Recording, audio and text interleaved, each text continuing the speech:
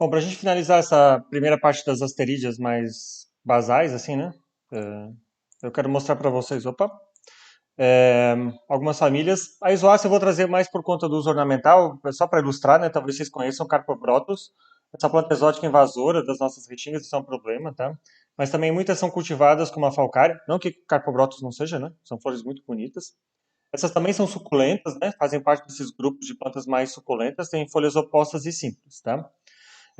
Tecnicamente, não tem nada nativo mais no Brasil, de acordo com a flora do Brasil, tá? Então esse mapa pode ter um problema. Algumas vocês vão reconhecer como orelha de Shrek, né? Acho que o pessoal cultiva. Fenestraria é uma delas. Litopsis é outra. Essa daqui eles chamam de Litopsis de pedra, né? Então parece uma pedra. Essas plantas são de ambientes mais secos. É bem interessante, elas têm tipo uma lente na parte superior, uma lente, né? Na verdade, ela tem uma estrutura que ela concentra a luz solar na base dela para poder fazer fotossíntese, tá? É bem interessante. Isso aqui faz a mesma coisa. E são muito bonitas, tem todo um comércio, né, por serem ornamentais e tem um formato assim diferenciado, tá? Aqui eu só quero chamar a atenção do Carpobrotus, isso aqui é tudo estaminódio, né, no geral petaloide presente, tá? Essa planta é exótica invasora, como eu falei, em Santa Catarina. O fruto geralmente é uma cápsula loculicida, mas elas também se propagam facilmente de forma vegetativa. E essa aqui, o chorão das praias, é ela. Linda, mas invasora, né? E aí eu quero falar um pouquinho das carnívoras, tá? Até porque é um hobby. Mas a gente tem várias famílias, eu vou até trazer outras coisas que não são parte dessa ordem, mas eu vou destacar isso para vocês, parte desse grande grupo, né? No geral, essas plantas têm folhas modificadas, porque elas estão em ambientes um pouco pobres, tá? Pobres em cálcio, até em nitrogênio. Elas daí obtêm esses nutrientes dos insetos que elas capturam, tá? Elas, na verdade, são insetívoras, né? Carnívora ficou um termo meio pesado para elas, mas eu vou chegar lá, vou falar de onde veio. Então, as dróseras, elas têm essas folhas modificadas cheias de gotículas, e essas gotículas estão distribuídas na folha, e a folha ela tem movimento, tá, no geral. Só que é bem lento e vai fechando um pouquinho para reter esses insetos, tá? Tem três gêneros, 109 espécies. Drósera vem de orvalho por conta dessas gotículas, ó, que estão aqui.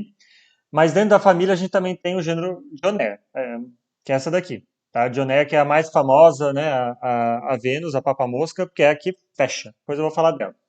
A gente tem algumas espécies nativas em Santa Catarina de Drósera, não é tão simples assim achar, mas quando encontra costuma ter bastante, tá? Tem desde a Restinga até o topo lá de Urubici a gente encontra. Deixa eu ver se eu esqueci alguma coisa, não. As flores são um pouco vistosas, mas elas são bem longas, então elas produzem um pedúnculo bem alongado, porque, imagina, ela é polinizada por inseto, né? Aí ela captura o inseto. Como é que o inseto vai polinizar? Então, geralmente elas têm inflorescências bem alongadas para a flor ficar em cima, tipo uns 20 centímetros ou mais de altura, enquanto a planta está lá embaixo. No geral, são androginospóricas, diclamídeas, tá? Actinomorfas, vocês podem ver aqui, né? E tá aqui, ó, sépalas, pétalas também presentes. No geral, são 5 sépalas e 5 pétalas, tá? 5 estames também, podendo estar ou não unidos entre si. E assim, é bem padrãozinho, né? A flor e o ovário é super, tá?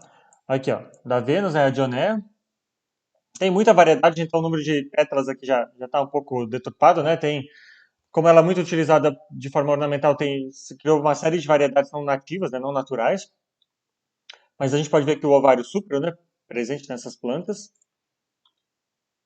São três carpelos, não dá de ver ali, mas enfim, tá aqui, ó. Um, dois, três. Ovário súpero com placentação basal ou parental e fruto tipo cápsula loculicida. Tá? No caso das dróseras, nasce mais fácil as sementes, no caso da Dionéia nem tanto. Dionéia é nativa lá da Flórida, na verdade.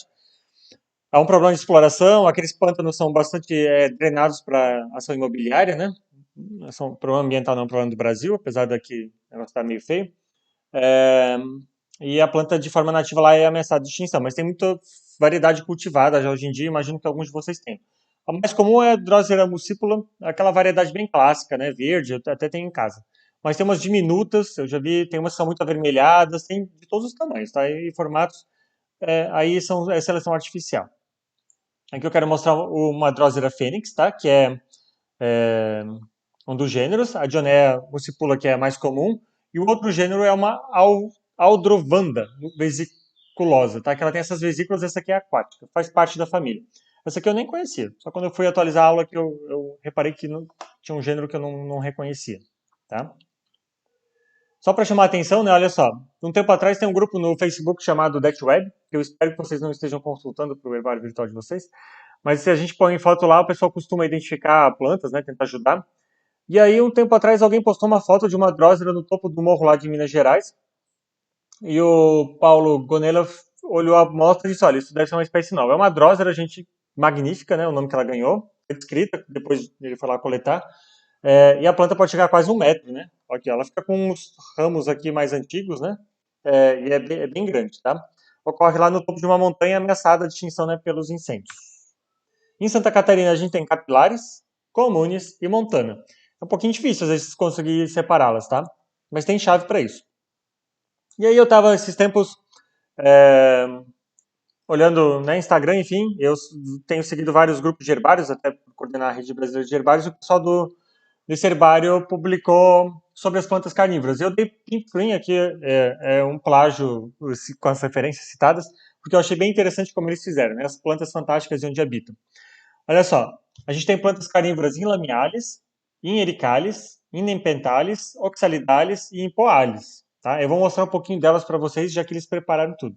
Então, isso não surgiu uma única vez, surgiu várias vezes na história, em 5 ordens diferentes, tá certo?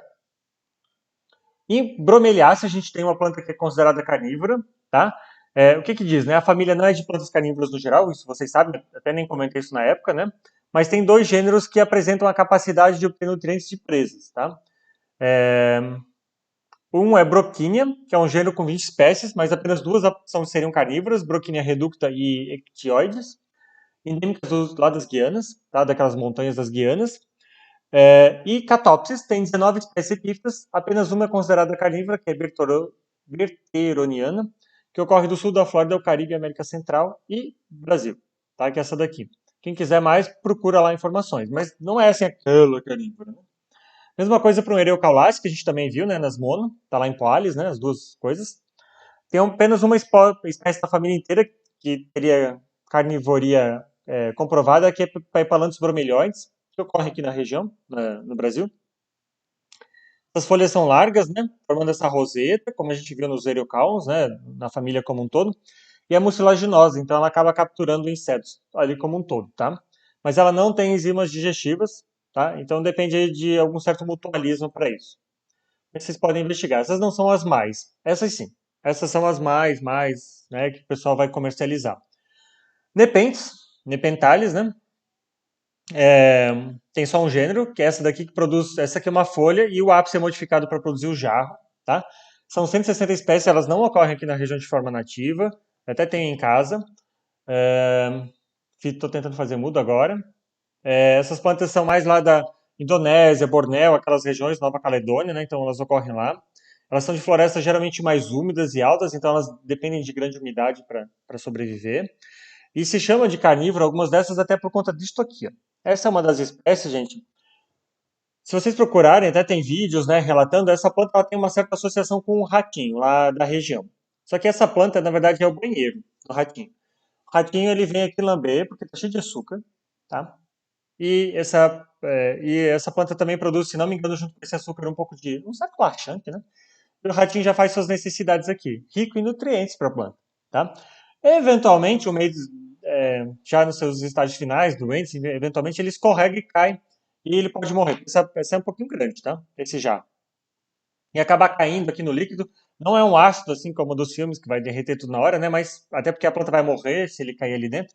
Mas o pessoal encontrou eventualmente algum roedor e achou que ela consumia o bicho. Não, não funciona assim. Elas consomem insetos, né? Raramente uma pequena perereca, mas elas não têm capacidade de digerir carne, né? Desse tipo de tecido, né? Isso é para inseto mesmo, tá? Droseraceae, como eu mostrei para vocês, né? Várias espécies. Tem uma outra que eu também não conhecia, fui conhecer olhando as aulas aqui, bem interessante, ó. Dioncofilaceae, tá? Só tem uma espécie, Trichophyllum pentatum, tá? Que ocorre em Serra Leoa, Libéria e Costa do Marfim, lá na África, né? Ela tem folhas modificadas, uma folha que não é carnívora e outra é.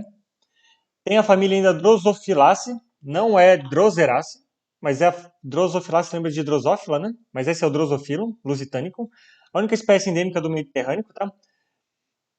Tem dúvidas, de acordo com a literatura, né? Assim, porque essa espécie é a única que está perdida lá, não se sabia se isso foi levado para cultivo ou não, enfim. tá? É uma distribuição bem interessante. Tá? Ela também tem essa mucilagem aqui, mas ela tem esse formato, né? Um pouco diferente das dróseras. Cephalotaceae, tá? Que é essas aqui que também produzem um tipo de jarro, tá? Só tem uma espécie, essa daqui. Essa daqui ocorre no oeste da Austrália, tá? E tem Serraceniaceae, que a gente encontra aqui na América do Sul, se não me engano tem alguma coisa endêmica de Heliofora na Amazônia, naquelas regiões, tá? Mas no geral, Estados Unidos, Canadá, por ali, tá? Então essas também são cultivadas na região. É, Sarracenia até tem um cultivo aqui em casa. Então a gente tem várias, né? Ah, ainda Rodiludaceae, tá? Que é essa daqui, olha que coisa mais linda, né? Que ocorre na África do Sul. E Biblis eu perdi já há muito tempo o cultivo da que eu tinha, Biblis liniflora, mas também não é nativa da região. Essas daqui são da Austrália, né? Parecem dróseras no geral, né? Mas assim, um formato um pouco mais diferente. Então tem uma série de espécies carnívoras. E na região a gente encontra em Lentibulariaceae. Lentibulariaceae, a gente vai encontrar essa aqui, o Triculária. O Triculária tem essa espécie muito parecida com essa aí na Restinga, tá? E no Planalto Catarinense a gente também encontra o Triculária reniformes. Em saída a campo a gente já viu. A diferença é que essas aqui, elas não têm mucilagem, elas têm uma modificação na raiz, tá? Até aqui dá de ver um pouquinho. Vocês podem procurar imagens depois, onde elas captam nematóide de solo, tá? E essa plantaginácea aqui, a família como um todo não é carnívora, a gente tem plantaginácea aqui, mas essa aqui, Philcoxia, são 7 espécies endêmicas no Brasil, lá no Cerrado, que seriam consideradas carnívoras, com uma estratégia parecida, pelo que eu entendi, tá? Era isso que eu tinha, a gente avança para as sequências. Até a próxima.